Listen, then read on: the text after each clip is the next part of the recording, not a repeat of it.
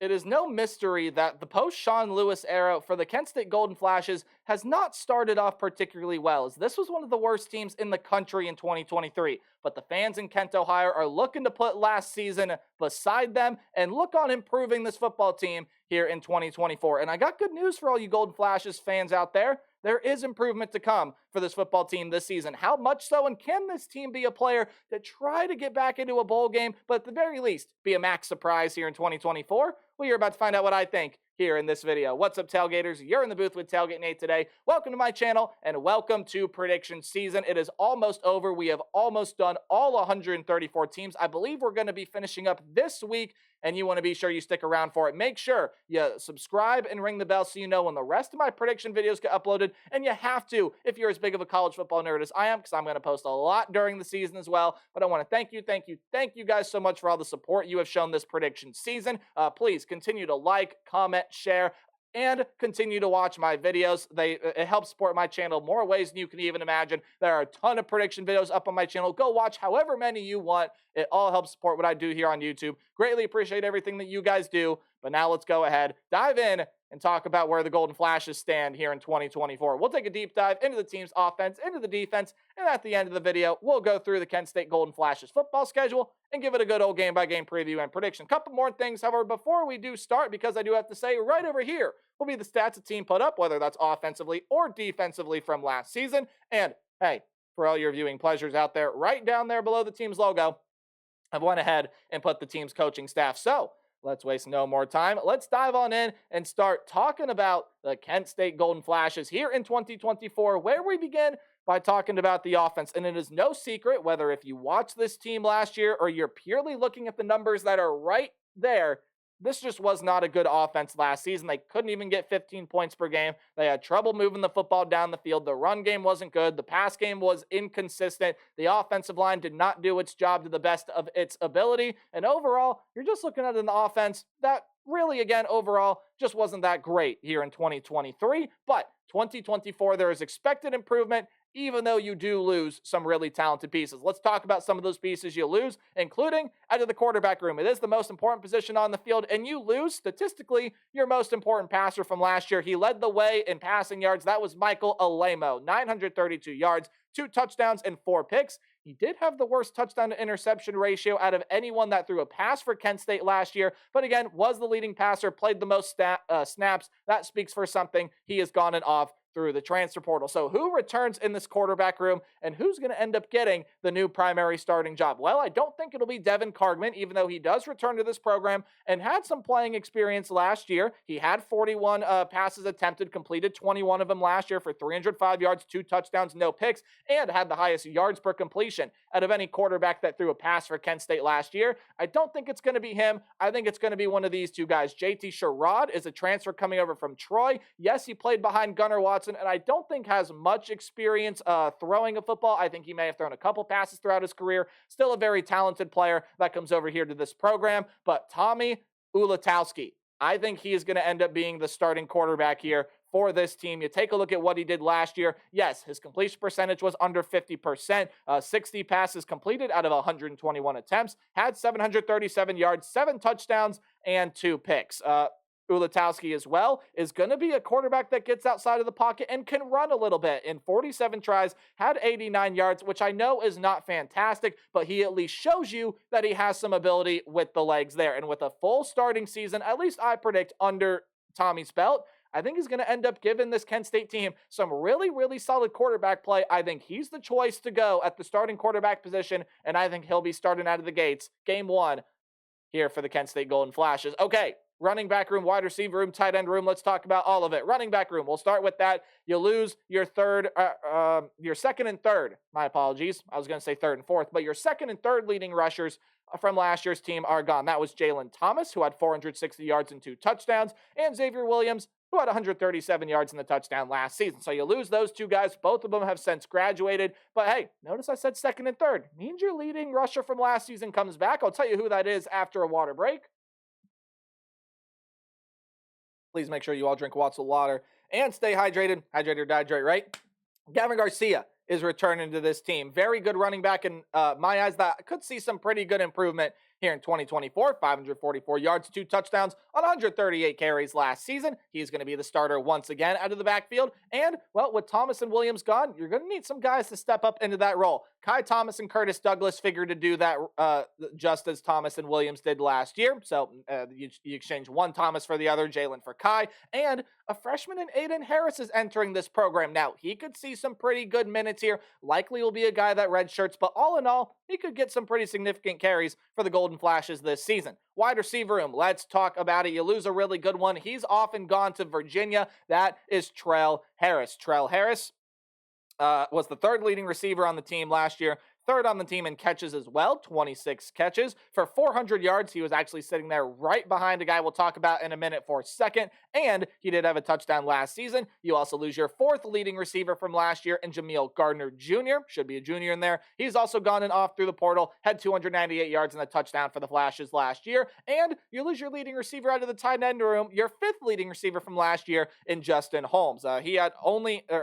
Sorry, I'm looking at the wrong stat line there. He had 20 catches for 188 yards, but no touchdowns for him last year. Hey, he was still a pretty talented tight end. Again, he is also gone and off through the transfer portal. So when you talk about the wide receiver room, who all is going to be coming back here? Well, you still get your top two leading receivers from last season coming back. Krishawn McCray, probably the most talented receiver in this room, had 610 yards and 4 touchdowns last year. And you also do get Luke Floria coming back to this program as well. He had 413 yards, also 4 touchdowns, much like his running mate in Krishawn McCray. Jack Colson will be back to fill in some space as well as some other depth pieces return, but you do get a couple guys in through the transfer portal. Sebastian Brown is coming over here from Michigan State. He could end up being a pretty important piece here to this offense. And you get Stanley King, who is coming over to this program as well. He's over from Northwestern State, also a former Rutgers player that's going to end up playing some pretty big minutes for this offense as well. Tight end room, Hayden Junker does come back. He had 3 catches for 37 yards, but hey, did have a touchdown last year. Figures to be that lead tight end this season, but you also are going to see these two guys play a lot. Connor Muldowney is a Tiffin transfer, and if you don't know where that is, well, that's a Division II school. So Tiffin will be sending Connor, not sending him, but Connor Muldowney, originally from Tiffin, will now be playing for Kent State this season, and Hunter Hopperton from Rhode Island will be playing for the Golden Flashes as well. Offensive line, Elijah Lamptey and Nolan Rumler are gone due to graduation, so you do return these 7 names that I think will be battling it out for starting positions. And hopefully I say this name right. I apologize if I don't, but Jimto Obidegwu, Dustin Morrell, Cameron Golden, Andrew Page, Chris Farrell, Kevin Toth, and Tristan Bittner will all be returning to the offensive line here in 2024. And when you talk about this Golden Flashes offense, you're just looking for improvement in any way you can get it.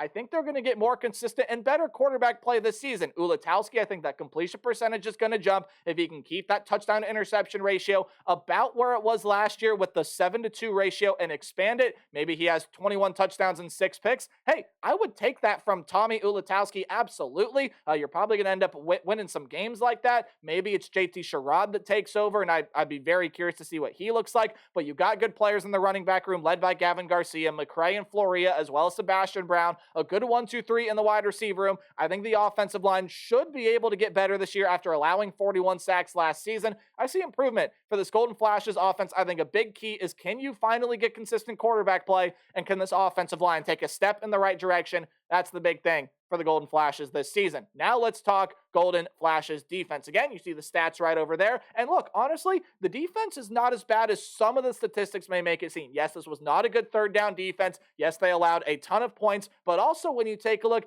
the secondary, that's not a horrible number right there. The pass defense was really not all that bad. The defensive front did allow over 175 rushing yards per game last year, and they only came up with 12 sacks, but you do lose a lot of very talented pieces gone off this defensive front from last year, including these two guys right here, Maceo Williams and CJ West, who arguably are the 2 most talented pieces to leave this defensive line room here from last season. CJ West had 40 tackles and 2 sacks, and Maceo Williams 18 tackles and a sack and a half there. CJ West was a guy that I believe, he can kind of play everywhere on the defensive front, but Maceo Williams is a defensive interior man. Well, you're going to be losing both of those guys, as well as Marcus Winfield and a couple other guys due to graduation, Tyler Barron and Javier Duran. Javier Duran, however you pronounce that first name, I apologize. But all those guys had double-digit tackles last year, led by Williams and West. you're losing a lot of talent off the defensive line. So who do you return? Well, only your leading tackler from the defensive line last year. Stephen Daly had 48 tackles, a sack last season. You expect that sack production number to go up. Really talented defensive end. He returns Oliver Bellotti, however you pronounce that last name. He's also back. Matthias Carroll, John Jackson, and Matt Harmon, among many other returners, will be leading the way on the defensive front, as well as a transfer coming over from Buffalo. He goes by the name of Cameron Olds, could play a pretty significant impact here. You also do have a transfer coming over from Florida who is not listed on the R-Lads depth chart, but could prove to be a pretty big piece. It is Keenan Landry. So there's your defensive line room for the Golden Flashes this year. Let's move on to the linebacker room. You lose a top 5 tackler out of the linebacker room and your second leading tackler among linebackers last season. That was Devin Nicholson, as well as 2 very talented players. C.J. Harris had 33 tackles and tied for the team lead with C.J. West with 2 sacks last season. And Khalees Saunders will also be leaving that linebacker room there as well. He had 38 tackles last season. So you're losing some very important pieces there. And Chase Fortcamp is gone due to graduation. I don't know if I said it, but Harris and Saunders have entered the transfer portal. So when you talk about this linebacker room, well, who does come back? Well, Nick Giacalone will be coming back. Whoa, it flipped slides on me. 1 second. Apologies for that. Nick Giacalone will be coming back here on the defensive, or I should say on the defensive side. I was going to say on the defensive front, but in the linebacker room for Kent State this upcoming season. 54 tackles, a pass defended, and an interception for Giacalone last year. So you get him back, as well as guys by the name as follows: Khalib Johns, Rocco Nickel, and I will butcher this name, so I apologize, Sayed Abu Hamde. I definitely know I butchered that name, but hey, you get him coming back as a linebacker this year. Pretty good depth in the linebacker room will be added when Mason Woods enters as a transfer. He is coming over from Towson, and you do get another power 4 transfer that, again, wasn't listed on the R-Lads depth chart, but could play a pretty significant impact. It's a guy by the name of Luke Fulton, another SEC transfer. He comes over from Kentucky. And when you talk about the defensive back room, again, sort of what you could say was the strong point of this defense last season. Well, you are going to be losing a lot of really good talent. You did lose a guy off to the NFL. DJ Miller had 50 tackles,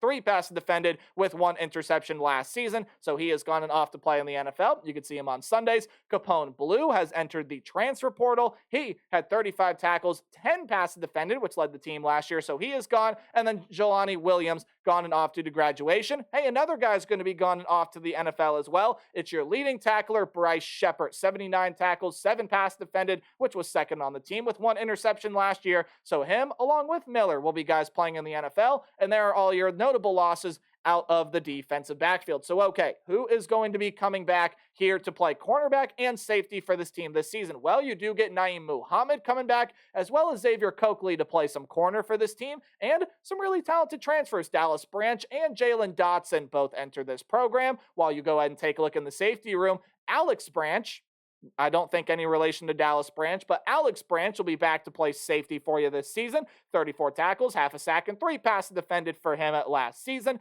You also will be getting back Josh Baca and Dallas Cradeeth. Hopefully I'm saying that name right, as well as another guy through the portal in Malcolm Folk. And hey, kickers are people too. We got to show them some love. Andrew Glass is back to be the kicker, and Josh Smith back to do the punting duties for the Golden Flashes special teams unit. So overall, you take a look at this defense, and is it going to be where it was last year in terms of the yards per game? It definitely could be. You got some positions to fill, but still a lot of good returning talent here. Giacalone is going to be a good linebacker for you. Stephen Daly is going to be a really good defensive lineman for you, and you still have some really good defensive backs, as well as some good transfers that come in that I think are going to end up playing some pretty good minutes for you. But overall, you want the run game to improve, and you want to, or I should say not the run game, well, yes, the run game, but you also want the rush defense to improve, and you want to be able to create more havoc to the quarterback, but if nothing else, get off the field at a more effective rate. That'll be key for the Golden Flashes this season, as now we can take a deep dive into the Kent State football schedule here in 2024. You see it on screen now. How do we go through it? Well, I'm about to tell you. We'll take a deep dive into the team's that's at the beginning of the video, Nate. Hey, any game at home is going to be underlined. Any game on the road is in italics or that slanted text. Any game you see in green is a game that I think the Golden Flashes are going to be able to win pretty easily. Any game in yellow should be a close competitive game, but one I still see Kent State being able to win. Any game in red is a loss, and Kent State, well, non-conference play is not necessarily kind to them. You have to go on the road to play 3 Power 4 programs, and I think you lose all three. You start out with the game against the Pittsburgh Panthers, which honestly is absolutely the most winnable non-conference game that you have against a Power 4 opponent. Now, it's not the most winnable non-conference game. That one's coming up in week 2, but it is the most winnable one where you have to play a Power 4 program. Pitt was not a very good football team last season, but they're going to get a lot better this season, and if we know one thing, counting out Pat Narduzzi is a bad idea. Pitt will beat Kent State in week 1, but Kent State will be able to pick up a win here. It's the Golden Flashes versus the Red Flashes of St. Francis. I think you're going to be able to get the win here. St. Francis, kind of that average to below average team in the FCS ranks. Just overall not very good, and I think Kent State should be able to pick up the win there on home turf in week 2. But then you got to go on the road and play two teams that are going to be in contention for college football playoff spots. I don't need to explain these much. Nico Iamaleava is taking over for Tennessee, and he's going to be an electric player this year. He's got a ton of weapons, and Kent State does not have the talent to match up with Tennessee, nor do they have the talent to go on the road and beat Penn State in Happy Valley. Drew Aller is back. They have one of the best 1-2 run games in the entire country with Katron Allen and Nick Singleton. And if Kent State struggled to stop the run last year, I don't think they're going to have much success against the Penn State team that also posts one of the most aggressive defenses in the country, but at the very least in the Big Ten Conference. So you go 1-3 in non-conference play. I think that's pretty easy to go forward and predict, but now the unpredictable part happens. You get into Maction play. Well, not true Maction play. Again, true Maction starts in November, but you get into Mid-American Conference play, and you got 2 home games to kick everything off. Right after the game against Penn State, you got to turn around, travel at home, and play, or I should say travel back home and play the Eastern Michigan Eagles, which honestly, I feel like are a more talented team than Kent State, but I do have the Golden Flashes winning this game. Now, Eastern Michigan lost some really good talent off of last year's team, and these are just 2 offenses last season that were not good. And Eastern Michigan could not get a lot going offensively last season, and that's probably going to end up changing. You get Cole Snyder coming over from Buffalo. If he can play like his 2022 self, Eastern Michigan's offense is going to see some really good improvement this year. But again, Kent State has a lot of pretty vital pieces here. I like Gavin Garcia at running back. I like Floria and McCray to be that 1-2 there. And overall, I think Eastern Michigan is going to have a couple games this year where they just don't really see everything mesh together. The offense is going to be slow. The defense isn't going to play well. They lost their linebacking duo from last season, and I think Kent State is going to improve in a lot of ways, and they have enough talent to get this one done. I think they're going to be able to win that game against the Eastern Michigan Eagles. You get a bye week right after that one, which I think is perfect because especially even if you lose that one, well, now you're on a 3-game losing streak, and you have to try to build some momentum through the rest of MAC conference play, but you're coming off a win. You get a chance to sort of rest, figure out what worked and what didn't before you get another home game against the Ball State Cardinals, one that I also see you winning. I just don't really like Ball State this year, and even though that's a team that can see their improvements in ways this season, and they still got some really good talent there. Caden Samanza is back at quarterback. I like a lot of the pieces at wide receiver that they have. They're bringing in some solid defensive pieces. I don't think it's going to be a great year for them in the Mid-American Conference, and Kent beats Ball State there in week 7. So how about that? Kent State is sitting right now at 500. They're 3-3, already a massive improvement from last season. Well, things do not get easier from here. You got to go on the road and play the Bowling Green Falcons. I think that one is a loss. Connor Bazelak does come back, and he on top of some really good returning and really good wide receiver pieces that enter through the transfer portal, they've just got a lot of really good talent. And if you're going to see a Mid-American Conference team explode here, I think it's going to end up being the team out of Bowling Green. And I think the Falcons are going to be a good team to watch out for this year. They beat Kent State, and I do think Western Michigan, well, I spoiled a prediction there for you, but hey, I think Western Michigan does the exact same thing. They return some pretty good pieces in the wide receiving front.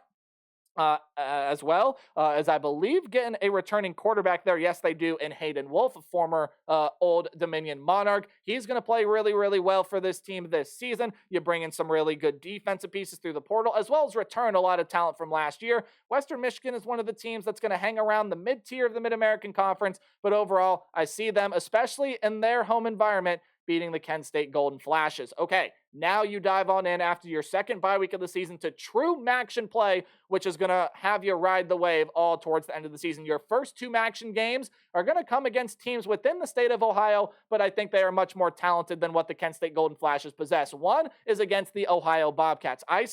Even though Ohio lost Rourke and a ton of other really good pieces, top two leading rushers, some really good wide receiver pieces, everyone on defense. I mean, this is the team I think has one of the lowest returning production rates out of anyone in the entire country, but you got one of the better head coaches in the Mid-American Conference in Tim Albin. You're bringing in some really, really good transfers, and you still got Parker Navarro there at quarterback, who I think is going to play really well for you. Even though this is a home game for Kent State, I still see the Golden Flashes losing that one to Tim Albin's Bobcats. Then you got to go on the road and play Miami, and I just don't see any way you're winning this one. Brett Gabbert is back, top two linebackers, potentially in the Mid-American Conference. Both play for the Red Hawks, and they are absolutely electric. That is Ty Wise, that is Matthew Salopek, along with a ton of weapons that Brett Gabbert has offensively. Miami won the MAC last year. They're looking to do it again this year. They're the favorites to do so. They're my favorites to do so, and they're going to pick up the win against the Kent State Golden Flashes. But now it's wagon wheel time. Kent State is going to look to try to take the wagon wheel back after Akron took it last season, and I think they do.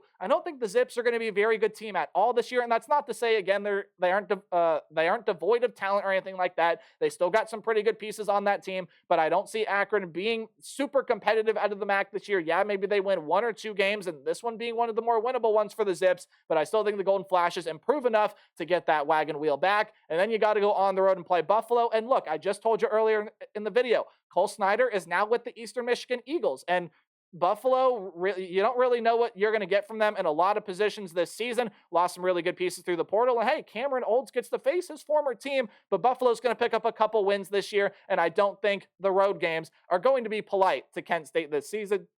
My apologies. So I think that's a loss for the Golden Flashes, leading to a 4-8 record. 3-9 is also a pretty realistic record there for you, but improvement from last season is absolutely going to happen for this program. How much? Well, to me, not enough to get into the postseason, but I think if everything meshes well, and if a lot of guys can exceed expectations, if Ulatowski maybe can have a 3,000-yard, 25-touchdown season, if guys like Garcia and McCray take some big leaps forward, if the offensive line figures everything out, the transfers mesh well, I think there's just a lot that has to happen for this team to get into the postseason, but improvement for last year will happen. I got the Golden Flashes sitting at 4-8 with all 4 wins coming on home soil. Let me know what you guys think in the comments section down below. Remember to play hard but tailgate harder, and I'll see all you guys in the next video where we're going to be talking about the Southern Miss Golden Eagles. Goodbye.